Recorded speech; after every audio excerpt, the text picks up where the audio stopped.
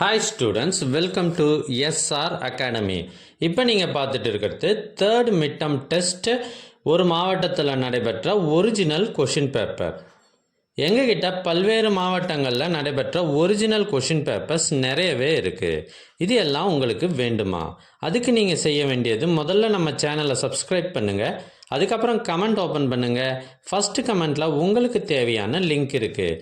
இதில் அனைத்து சப்ஜெக்டுகளுக்குமான question papers இருக்குது.